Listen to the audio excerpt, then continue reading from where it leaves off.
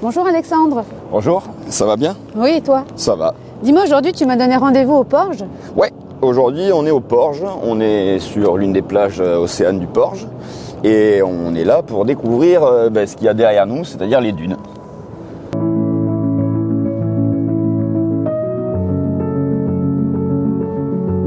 Là, je t'ai amené directement à l'océan pour profiter du paysage. Et puis, pour découvrir les dunes, ce que je te propose, c'est qu'on va partir de leur origine, en fait.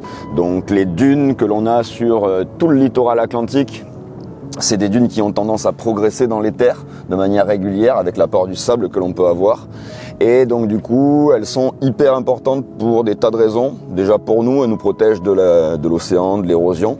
Et puis pour tout un tas d'espèces animales et végétales très très sensibles, c'est le seul lieu de vie qu'elles ont.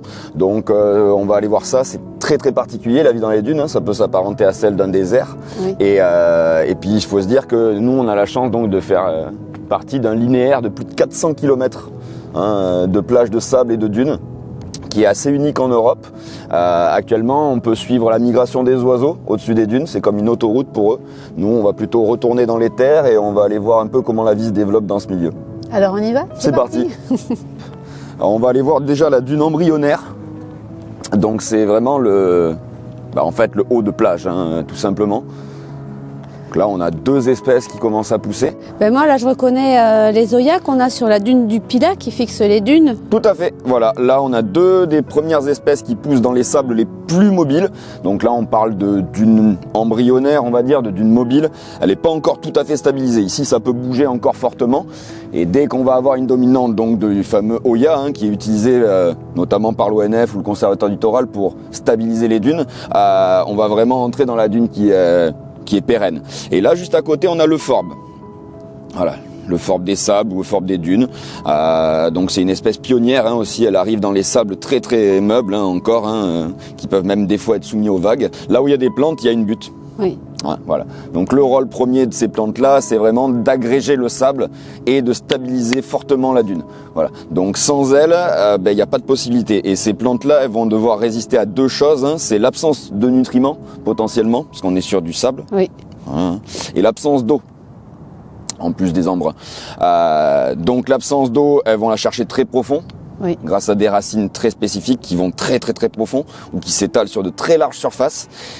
Et les nutriments, ça vient de la mer, avec ce qu'on appelle la laisse de mer. Donc à chaque marée, il y a des morceaux de bois, il y a des cadavres d'animaux, il y a des tas de trucs qui viennent se déposer sur la plage. Oui. Ces choses-là, elles sont dégradées par des crustacés, par des insectes, et ça finit en nutriments pour ces plantes-là. C'est les seuls nutriments qu'elles vont vraiment retrouver dans le coin, quoi. Donc on va continuer à voir qu'il y a une succession de plantes différentes qui se met en place au fur et à mesure qu'on retourne vers les terres, jusqu'à finir par voir la portion qu'on connaît le mieux, la dune boisée, celle où on a notre fameux pain maritime.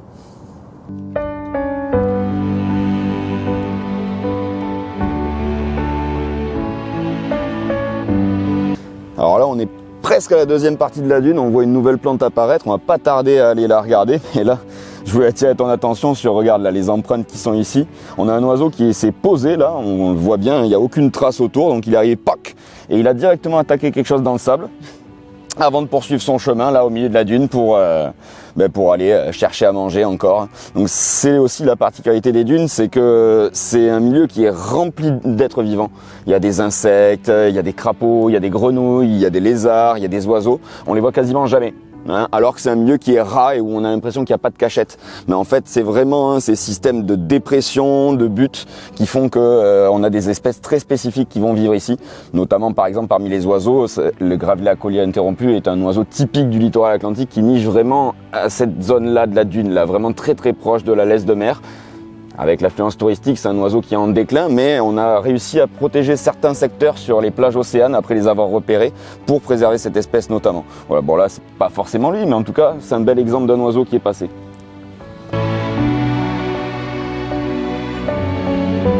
Là, on est sur des couleurs plus cendrées. Ouais.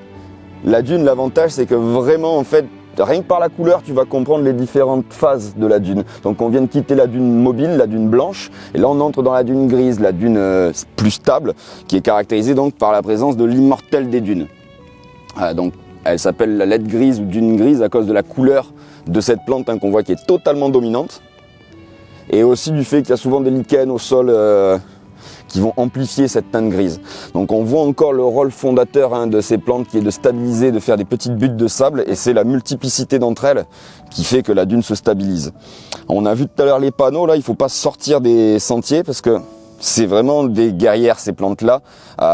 Elles se sont adaptées à un milieu quasi désertique et elles peuvent pas supporter tous les désagréments qu'on met dans leur vie. Il y en a, elles n'ont pas pu s'y adapter. Et le piétinement, c'est quelque chose qu'elles ont énormément de mal à supporter. Supportent la sécheresse, supportent le sable, l'ensablement, mais le piétinement, c'est très dur pour elles. C'est pour ça qu'on a ces clôtures, ces ganivelles qui préservent cette dune et cette flore particulière. Elles vont faire bientôt des petites fleurs? Ouais, c'est ça. Une multitude de petites fleurs jaunes très odorantes, puisqu'on fait des huiles essentielles à base d'immortelle, qui vont du coup là colorer la dune d'une couleur un peu plus jaune, mais avec toujours cette tendance gris-bleu là qui est très très marquante. Alors ici elle est toute petite, la dune est assez restreinte, donc la partie dune grise est très petite, mais on la voit bien, la succession d'un coup, il n'y a plus d'Oya, et après il n'y a que des immortelles.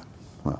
Et là on va avancer vers la dune boisée, donc elle qui va commencer à avoir des arbustes, des pins, et qui va attirer une grosse partie de la macrofaune, des plus grosses espèces animales. Donc là on arrive vraiment à la toute limite avec les boisements de pins, les premiers. On voit d'ailleurs que les premiers pins, ils sont vraiment rachitiques par rapport aux arbres qu'on connaît. Ça c'est encore une fois à cause de l'ensablement, du manque d'eau, du vent. On peut comparer ça aux sapins un petit peu dans les montagnes qui vont prendre des formes particulières parce qu'ils subissent vraiment les conditions climatiques et environnementales. Et là en fait on a trouvé une petite station, donc il y a une dizaine de pieds là d'une plante qui paraît de rien là, et des tiges très très épaisses juste devant nous. Elle a des feuilles toutes petites qui se recroquevillent sur elles-mêmes. Donc là, elle repart un petit peu de partout là au printemps. Donc cette plante est rare, elle est protégée à l'échelle nationale. Elle s'appelle la renouée des dunes ou renouée maritime. C'est une espèce des sables plutôt stabilisés qu'on retrouve très fortement sur le littoral atlantique, mais pas à beaucoup d'autres endroits. Et ce que j'aime bien aussi ici, parce que c'est assez anecdotique, elle va faire des toutes petites fleurs bleues par contre, cela dit, ce qui est assez mignon. Mais ce qu'on peut voir, c'est les petites plantes là, on en a une juste ici, oui. Qui poussent tout en longueur, là, vous voyez, comme ça là. On a vraiment une ligne qui se forme, et si on regarde un peu plus au large, on voit que ça le fait énormément. Donc là-dessous, on a une racine. Voilà, une racine qui va partir, un rhizome, qui stabilise vraiment le sable fortement et qui de manière très régulière va relâcher une petite touffe de feuilles. Et si ces sections se retrouvent séparées les unes des autres, elles vont repartir dans d'autres directions. Et à la fin, ça fait tout un maillage, voilà, qui permet vraiment de bloquer encore une fois le sable et de protéger derrière les terres de l'érosion du littoral. Et là, c'est tout à fait naturel. Et là, c'est tout à fait naturel. Ça, c'est vraiment un moyen naturel que les plantes ont trouvé de se disperser. Donc par des racines qui partent, on le connaît avec les stolons des fraisiers, par exemple, dans le jardin. Voilà, il y a plein de plantes qui ont ce schéma-là de déplacement. Dans les dunes, c'est particulièrement efficace. De manière assez fréquente, quand on arrive sur la transition entre vraiment la dune boisée et les forêts vraiment plus traditionnelles, on a souvent des frondes entières de pins qui vont mourir et qui vont être laissées sur place de manière à attirer la faune, notamment les insectes qui mangent le bois mort, de manière à créer de l'humus et à favoriser tout le reste derrière. Donc on va parler de la forêt de protection qui se différencie de la forêt de production, parce qu'ici on va laisser les arbres vieillir et faire leur cycle totalement. Et c'est là le domaine donc de plein des animaux de la dune qui vont vraiment se cacher ici la journée et qui vont sortir dans les dunes la nuit. On a vu plein de traces. Oui. Là, on a à nos pieds une trace de blaireau. On n'a pas vu les animaux. Et c'est aussi le domaine donc du plus grand lézard de France et d'Europe, qui s'appelle le lézard osselet, qui vit caché comme ça dans les souches, près des terriers de lapins, des choses comme ça. Et tout ce beau monde est très très très très dur à observer et très très très sensible au changement climatique. Donc c'est des espèces qui sont suivies notamment et des espaces qui sont fortement préservés. Voilà. Merci Alexandre. De rien, avec plaisir. C'est passionnant en effet, il faudrait qu'on revienne la nuit pour voir tout ce petit monde. Oui, carrément, on peut revenir la nuit à la lampe torche. Le paysage sort moins beau. Là on a quand même bien profité du soleil, c'était sympa. Même en venant tôt, on n'a rien vu à part des traces, mais bon, c'est habituel dans les dunes, c'est un milieu on a pu où tout se cache. L'océan et les dunes, c'était vraiment magnifique. Merci encore et à bientôt. De rien, avec plaisir. À très bientôt. Le saviez-vous ? Vous pouvez aussi regarder nos émissions directement dans votre salon sur votre télévision connectée via YouTube. Comment ça marche ? Téléchargez l'application YouTube, connectez-vous, abonnez-vous à notre chaîne.